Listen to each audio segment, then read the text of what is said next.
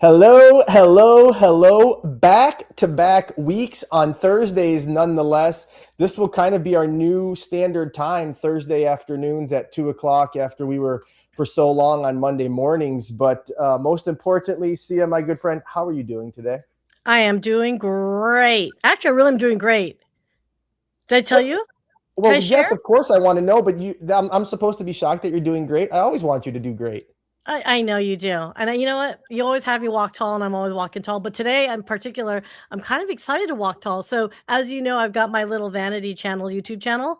And Yep. for whatever reason, in March, YouTube just algo wasn't loving me and it was just dying on the vine. But apparently, in the last week or two, it's picked right back up again where it used to be old numbers. Like you guys, it literally got from thousands of views to less than like 200 views. Like it was Okay. like catastrophic drop. But I'm 8 subs away from 1,000 subscribers.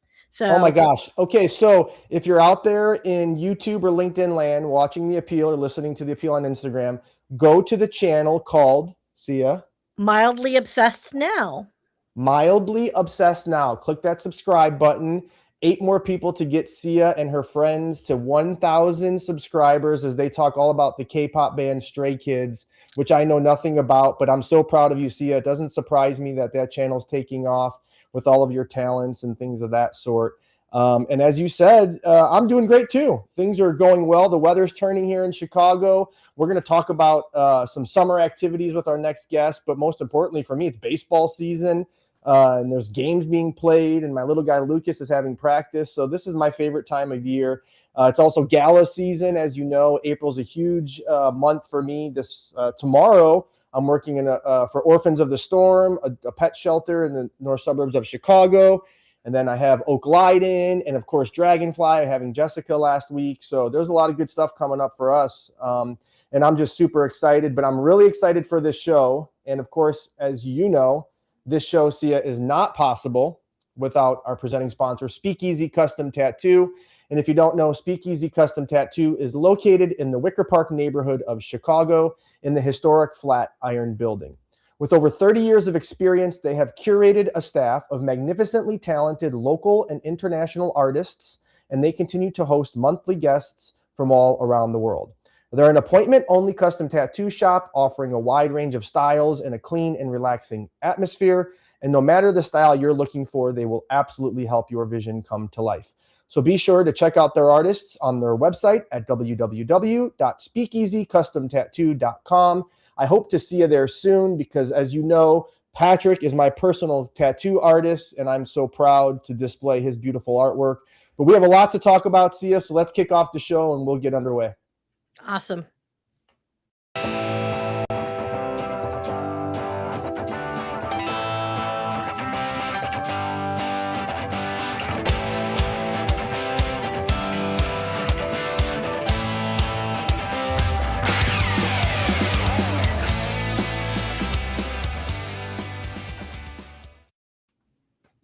I love it. I love it. I love it. You know, I think it's like every 3 or 4 years they say like podcasts or shows like ours should like rebrand or refresh or maybe get some new intro or outro.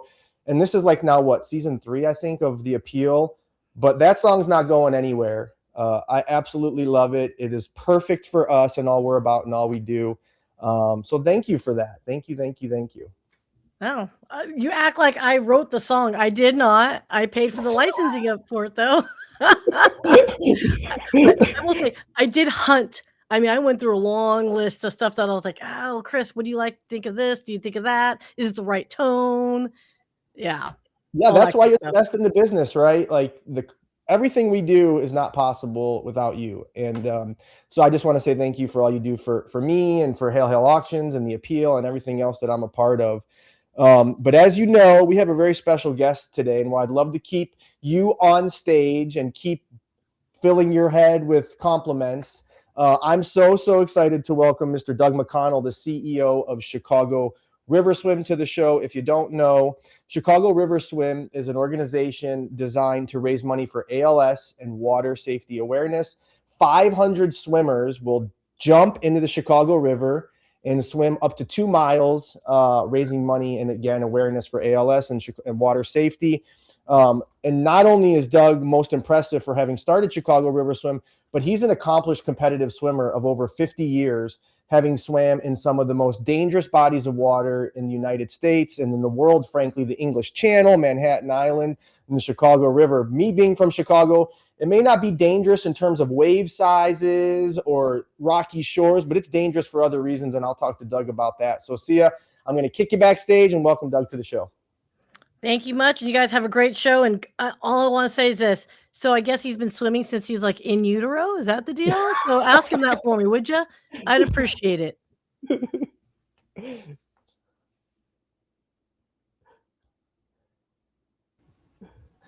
There he is. Doug, how are you? Welcome to The Appeal. It's my honor to have you on. I'm so excited for our guests, our listeners, to learn more about the Chicago River Swim and all you've done throughout your life. So if you don't mind, please introduce yourself, all you're about, what you've done, and a little bit about the Chicago River Swim. Well, thank you, Chris. It's a real treat to be here and so forth. I couldn't help but have a smile on my face. I'll get back to Sia's question here in a minute, but Doug McConnell, I am at least professionally an investment banker. I raise money for companies.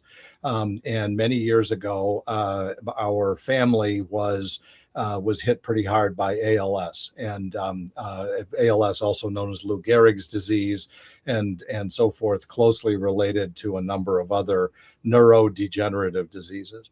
There is no cure for ALS, and I remember when my father was diagnosed, he kind of dropped that bomb on our family, and said two things that were kind of interesting. One was that he said in 3 to 5 years. He said, I either starve to death or suffocate.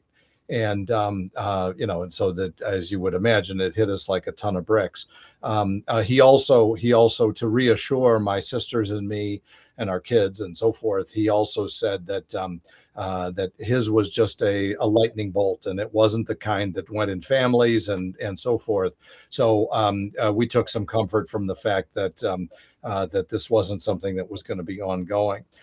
As it turns out, he way outlived the original sort of expectation, lived with it actually for 12 years. And then sadly, a few months after he passed away, one of my sisters was also diagnosed. And it was really after that diagnosis that we said, look, we got to do something here. This is just the feeling of powerlessness that you have when someone you love is diagnosed with a disease for which there is no cure. It's pretty overwhelming, and it happens that I've, as she said earlier, I've been a swimmer for a long time. Started as a 5-year-old, and in competitive swimming and so on.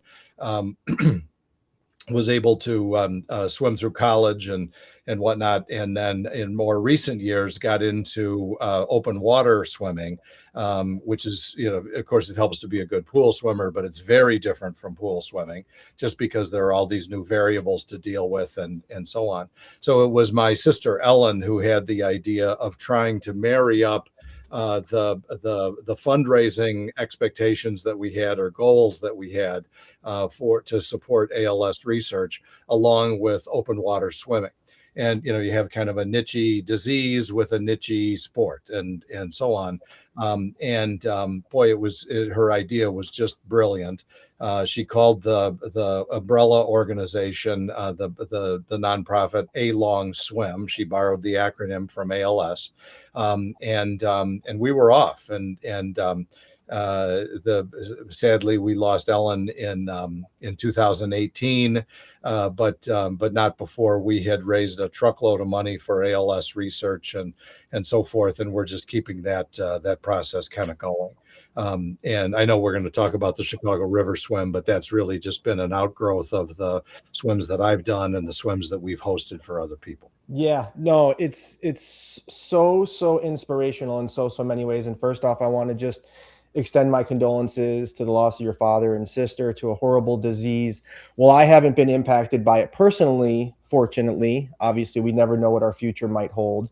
But for those out there, you may know I'm a huge Chicago sports fan, right? If I'm not mistaken, Steve McMichael Mongo just recently was lost due to ALS. And somebody, Doug, I hold near and dear to my heart, Mr. Steve Gleason, who's a huge fan of my favorite band, Pearl Jam. I was honored to meet Steve Gleason one time backstage at a concert. Really? And have a conversation with him through his pad, right? And so I understand deeply what that disease does, and I can only imagine what the toll it took on you losing loved ones to it. So my condolences there, but how inspirational the foresight your sister Ellen had with a long swim, and now you have with the Chicago River Swim. And you're getting people to swim in the Chicago River, which we're going to talk about. But I want to hear just a little bit more about your competitive swimming. Swimming in the English Channel, Manhattan Island, the list goes on and on. That's not safe, but it sounds like a lot of fun. But I want to hear a little bit more about that. What were those experiences like? What led you to want to be challenged to such a degree? Because that's pretty cool in itself. Well, it was, and of course, for most people who are not familiar with marathon distance swimming, the English Channel is the one that everybody's heard of. And so, of course, it had a huge appeal and motivation for us. And I started, doing the training and swimming in the lakes around here. And we're suburban Chicago. So, of course, Lake Michigan is a fabulous resource, and some of the lakes out in the suburbs and so on. And you start to get used to the fact that you really don't know where you're going, unlike in a pool where you've got a nice black line on the bottom. And then there are all these other variables that get reintroduced that the pool had taken away. Sometimes the water's cold, sometimes the water's wavy. Sometimes you have to contend with wildlife. So it's a real eye opener and so on. So we had, to get ready for the English Channel swim, I swam the length of Tampa Bay down in Florida. And we were kind of coalescing our team. And it was my wife, Susan, who had the idea of making our kids the team, the support crew and everything else, which was brilliant. And so our kids have really been the ones who have supported these swims as we've gone along. So we started out, the Tampa Bay is 24 miles long. And it was a real learning experience. One of the things that we learned is how painful it is to be stung by jellyfish. But that's that's one of those uncontrollables that Sure. open water swimmers deal with. And then it was the English Channel that late that summer, which is 22 miles, but it's a swim you can't swim straight because of the tidal currents and so forth. You end up swimming in sort of a big Z-shaped pattern, so it took us 33 miles to make 22. Wow. But long, cold. How long does that take? Like, how long does 33 miles take you? It took me 14 hours, and which is about average for that. Again, because conditions can vary so much, Chris. Between days of the week, weeks of the summer, and so forth. It's the times can be all over the place. There was one fellow who did it in 7 hours, and then there are other people who've been at 22. So it's a little bit all over the map. So it was sure fun and rewarding to land that swim. The following year, we swam the Catalina Channel out in California, which is Santa Catalina Island, and you swim mostly north to a shore that is kind of west of Long Beach. That's one where you start at midnight and then swim into the daytime. So that's a little bit of an eye opener. The one thing that's real exciting about that swim is that the last 3 miles get real cold, and it has to do with some under the underwater geography. Sure. Really, it's a very deep trench and so forth. And the bad news is it gets cold all of a sudden. The good news is you've only got 3 miles to go. And so that was we could talk all day about swimming. As you know, I'm an athlete. I'm a competitor. I want to connect with athletes like yourself. I could never imagine being in a body of water for 14 hours, swimming 33 miles for 22. Like, that's just insane to me. And we can go on and on, but we have some very important topics to cover, right? That is your effort on September 20th, Sunday, September 20th. You're organizing 500 swimmers to jump in another dangerous body of water, the Chicago River, here, both in our hometown of Chicago. And those individuals are all alongside of you, going to be raising money for ALS and water safety. So talk briefly about how this idea came to be. I know last year was your first year, 2025, which was a huge success. 2026 is going to be even bigger. I saw a press conference most recently with Mayor Brandon Johnson of the city of Chicago announcing and highlighting your efforts in the Chicago River Swim. So talk a little bit about what it is you're doing on Sunday, September 20th, before we talk about dinner on the river. Yeah, so you described it, a 1 mile or 2 mile option. It's a long loop course that goes right along the Riverwalk. It's as though the city built a stadium just for us. So the swim starts kind of near the Dearborn Street Bridge. The swimmers go east, just past the State Street Bridge, then button hook back to the Lake Street Bridge by Wolf Point area and so forth, and then finish back at Clark Street.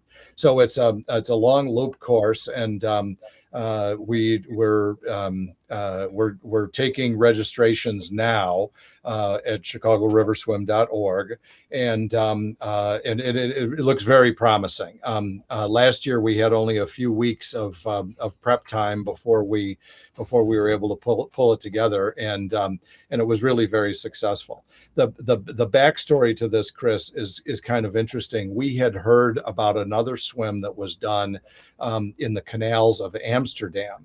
And we got in touch with the race organizers and so forth. And boy, the more videos we looked at, the more we thought this really looks like the Chicago River. And thinking that it was going to be easy to get it approved and move it forward and so forth. 13 years later, we finally had swimmers in the water. But one of the other things that we learned, kind of an historic perspective, is that 100 years ago they were very active with swims in the river, and this was on the heels of them reversing the Chicago River, the flow of the Chicago River, in the year 1900. And then from 1908 until 1927, they would have these annual swims. And we saw old Tribune articles saying that they were attracting the top swimmers in the world and 100,000 spectators and all this other stuff. And having grown up as a swimmer, I never knew that until we started to research a little bit. But the swimmer who won it the last 2 years that they had at 26 and 27 was none other than Johnny Weissmuller himself. So interesting. Yeah, so it was kind of fun to sort of dig back into the archives to rebuild this thing. Amazing. I have so many questions, right? Obviously, being a Chicago native myself, you hear horror stories about the Chicago River, right? How many bodies are dumped in there? They dye it green every St. Patrick's Day. So I have a few questions. And, obviously, as you mentioned, 13 years of back and forth trying to understand how you can accomplish this exercise to raise money and awareness for ALS and water safety. What are some of the hurdles you have to overcome on a yearly basis? I heard Mayor Johnson talking about bacteria levels possibly in the water that may cancel the swim that day. So what are some of the challenges that we all may know but not really think of when it comes to organizing an event like this? Yeah, you really hit on it, Chris. And I think that what we're dealing with is so much the perception that we have all grown up with around, being from the Chicago area, working in the Loop and so forth. We've always heard the stories about how dreadful the river is. And like you said, the dead bodies and so forth. As you push a little bit on those stories, by the way, it's always somebody's cousin who saw the dead body. It wasn't the third cousin twice removed. Yeah, okay, kind of. Yeah, so some of that. But but it was really after the 1960s into the 70s is where people really started to get alarmed about pollution. That's when the Clean Water Act came along. EPA was formed. Some of those rules were really enforced. So many of the industries that built Chicago in the first place, had to kind of change some of their processes so they weren't spewing stuff into the river and so forth. And the good news about a river is once you stop pouring toxins into it, it cleans itself. And and that's really what we learned and so forth. Trying to break those perceptions though is so important and frankly difficult. So it's I think that having a few hundred swimmers in the water last September started to break some of those perceptions. Doing it again this year will just take another big step at that. But boy, the breaking people barriers and destigmatizing things, right, is what Absolutely. I'm all about and what you're doing, right? Like Yeah. proving to others that the river is safe, right, with proper precautions taken and certain studies being done. And obviously we want to make sure everybody's healthy, but it's safe. And with done properly, we can do it. I often laugh, right? And this is where Sia comes in. Her message to you backstage. There's so many questions I'm having Chris ask, but we were talking about one of the most famous stories of the Chicago River. You may know this. I'm a huge Dave Matthews fan. And many moons ago, his tour bus was driving over a bridge and they let out their septic tank into the Chicago River and caught some slack for it, rightfully so. Right. But these are the types of stories we hear about the Chicago River. And I'm so glad you're changing the narrative, and not only changing the narrative of the river itself and the waterway and the body of water that it is, but you're creating and changing a narrative for ALS and raising awareness and money for that, as well as water safety. And so if you haven't already, I want to encourage you, please go to ChicagoRiverSwim.org. Sia's put up that QR code several times. If you haven't scanned it, there it is. Please scan it now. It will take you directly to Chicago River Swim's website. Once again, that's ChicagoRiverSwim.org. And there on your website, you will also find information for an exciting event coming up May 8th at Legal Seafoods on the river. We're calling it Dinner on the River, another effort to raise money and awareness for ALS and water safety. I'm so honored to work alongside you, Doug, as your auctioneer for the evening. And so if you don't mind, talk a little bit about that event, what it's all about, and how much fun are we going to have? Well, you're absolutely right, and it's sort of an ideal perch over the river to see where the race course is and all the rest of it, and so many of those buildings on the north side of the river had been big warehouses, and now that Chicago is no longer turning its back to the river, what a wonderful way to celebrate it.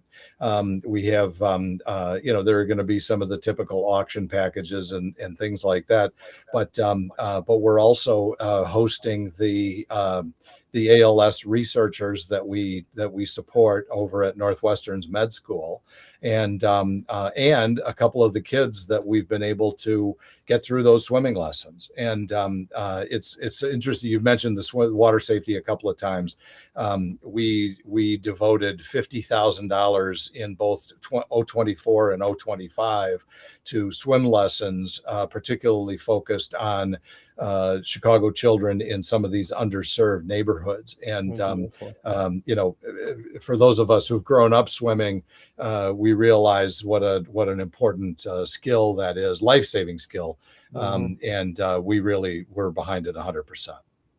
Yeah, it's so inspirational, and I say that word often, but it really is. And as you may know, I have a background in Parks and Rec, and I understand the importance of water safety, swim lessons. Not only are they fun and provide kids hours of entertainment in the summer, but it is life-saving, right? And it really Absolutely. is critical in many ways to prevent drownings and things of that sort. So thank you for all your work. Thank you for dedicating $50,000 over the last twice, so $100,000 over the last 2 years towards underprivileged Chicago youth and helping make sure that they get swim lessons. And you're also raising money for ALS. And Doug, we can go on and on. This has been just such an inspirational, informative, exciting, invigorating conversation. It makes me want to jump in the water myself. And maybe I'll have to do that. I don't know if I'll make it all 2 miles, but before we sign off, I always want to give my guests the opportunity. Is there anything else you want to say?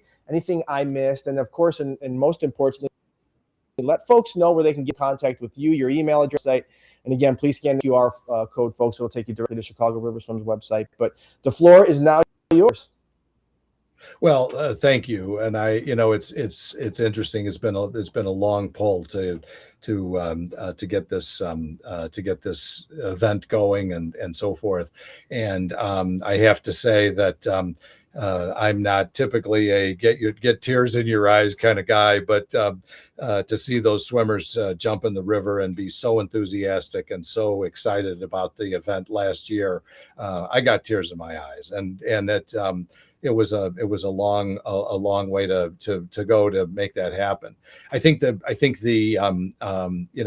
to watch these brilliant ALS researchers and the progress that they're making, and to be able to move forward even at a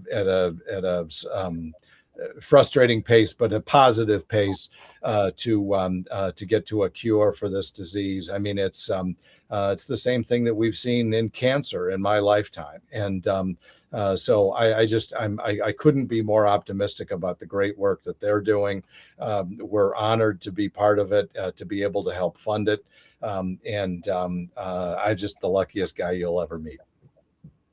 Well, I feel just as lucky having you as a guest on the show, and getting to work alongside of you and the team with Chicago River Swim. As we said, May 8th at Legal Seafoods. Tickets are now available. So scan that QR code. It'll take you directly to ChicagoRiverSwim.org. There you can find out all the wealth of information on their website about the activities, the events, the resources that they provide. And of course, you can make a donation. So please, if you can, kick a buck or two their way and purchase a ticket for May 8th. And then if you are so inclined to want to jump into the Chicago River, applications are still being accepted until April 27th. So up to 500 swimmers, I believe, is the number, Doug, that will be allowed to enter into the river on the 20th of September. So please fill out that application immediately. And Doug, today's just been so fun. I can't thank you enough for being a guest on the show. It's been so fun. But as you heard earlier, this show is not possible without our presenting sponsor, my personal tattoo artist and shop, Speakeasy Custom Tattoo in the Wicker Park neighborhood of Chicago. As we all know, this show is definitely not possible without CAS Tornrat and her production company, Brilliant Beam Media, who I just love and makes me look good every week. If that's a hard job in itself. And today's just been a great show. Thanks to all of you watching on Instagram. Thanks for tuning in on YouTube, LinkedIn. Be sure to go to ChicagoRiverSwim.org. Check me out at hailhailauctions.com. Have a great rest of your day. Hail, hail. Thanks, Chris. Falling asleep with your neck in the wrong position can be a real pain in the neck. Literally. People of all ages are falling for Tossie. Tossie gives you the comfort you've always dreamed of.